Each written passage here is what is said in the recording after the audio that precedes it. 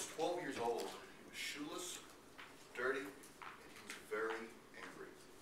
He'd come to Gillis Center 3 months before after being removed from an extreme neglect situation.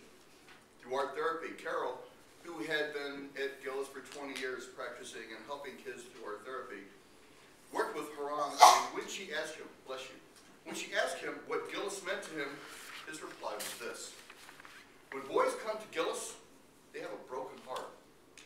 The people around Gillis and the programs that they use slowly piece their hearts back together so that when they leave Gillis, their heart is whole and they can go on with their lives. In Luke 15, we read of the young man, a prodigal son, who was lost but was found. Gillis is a place where young men who are lost learn how to adapt and become a part of society. Now, the Gillis Center, if you're not familiar with them, has been responding to the needs of the Kansas City children and families for more than 140 years. And in 2010, Gillis will serve more than 100 area families, roughly 3,800 individuals. And on an average year, 159 kids from more than 20 school districts in and around Kansas City will receive treatment through day treatment, alternative school services each and every year. I'm a volunteer at Gillis. I have the privilege of going every Friday afternoon with my friend Mike and spending time with these boys. They're ages 5 to 17. I get to see firsthand the programs and the people that serve and take care of these boys, and I'm humbled. I look into these young men's eyes every day, and I ask my question: how did you get here? These are just young men, just like our kids, but they didn't choose this life. Gillis is their family, and all these boys are looking for is a chance, and they're looking for hope. As I talk to these young men and I listen to them, we spend time through Bible study, and we make it available every Friday for these young men. If they want to be in Bible study, they can come. They're not forced. Afterwards, we play games. And when we play games, that is the moment we realize how quickly a young man's heart can go from a smile and a hug to a cold, angry, and violent little boy just at the drop of a football. In the landscape of education and community, these young men, emotionally disturbed and behaviorally disordered, have long been considered hopeless at best and forces of destruction at their worst. Without hope and intervention from organizations like Gillis, their problems can devastate their classrooms, their families, and the community. Children this start in life, usually victims of physical and sexual abuse, and infuriating levels of neglect that have been traumatized by foster daycare shuffling, disruptive adoptions, have a high rate of substance abuse, incarceration, and mental institutionalizations later on in their life. The odds of these young men having a healthy life and being a contributing part of society, very slim.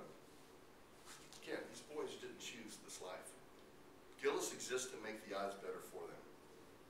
Now, there's no perfect formula for fixing these kids. Every one of these young men is different. Some respond immediately to the first structured environment they've ever had in their lives. Others, it's art therapy, recreational therapy, music therapy, or spiritual life therapy. But for most, it's really a combination of all of those. But one thing that is consistent is time.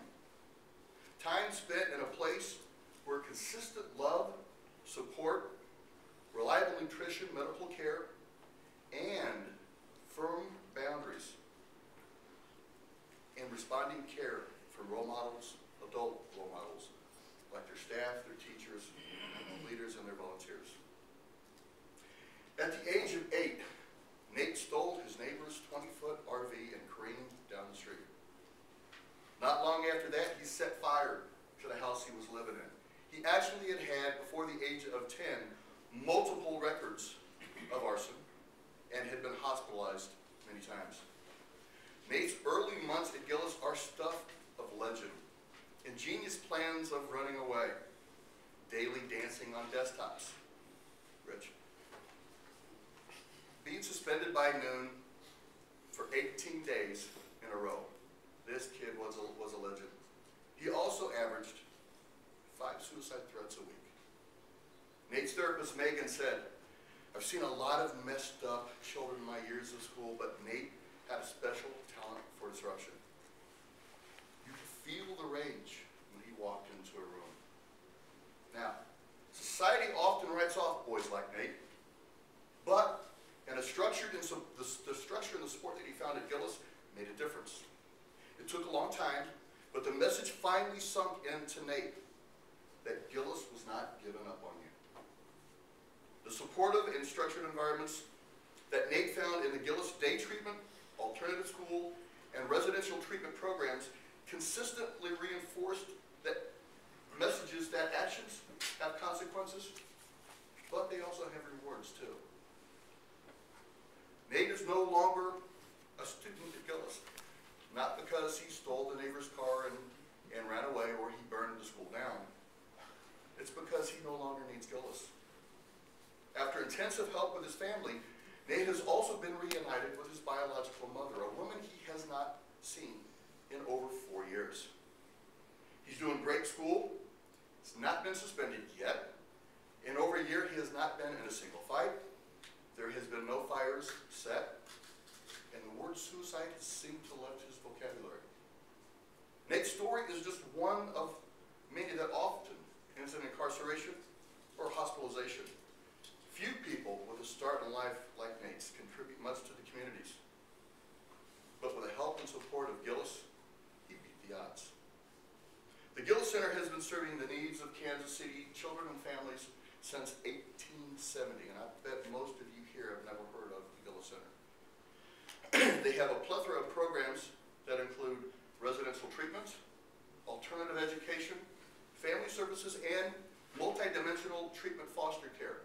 The difference between their foster care and a typical foster care is the families deal with one child, not multiple. It's one child at a time. Now, for all the misery that these young men have gone through, and I've heard some of the stories, they're horrific, Gillis is a safe and happy place for them.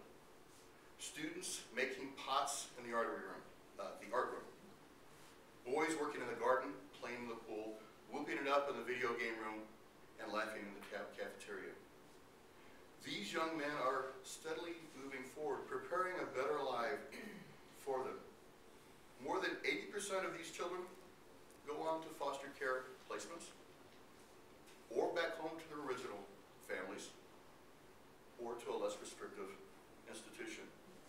Now, the Gillis Center is a not-for-profit 501c3 and relies on the generosity of people just like you to help to rebuild the lives of these young men, to give them hope and a chance of a productive life. 1 John tells us, "Let us not love with words or tongue, but actions and in truth." The Gillis Center gratefully accepts monetary donations that go to support the many programs and activities that we have in place to give these young men an opportunity and a chance in life. These programs cannot happen without your help.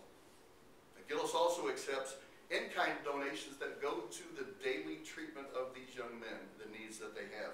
And for a list of this, please go to their website at gillis.org. In closing, Gillis is a place where hearts broken by violence, abuse, neglect, poverty, and mental illness, hearts broken in ways that leave very jagged edges, get slowly pieced back together. You can do something today by your prayers, your financial or in-kind donations, or by volunteering, so that Gillis can help these young men have a life that they can look forward to. On behalf of the young men at Gillis Center,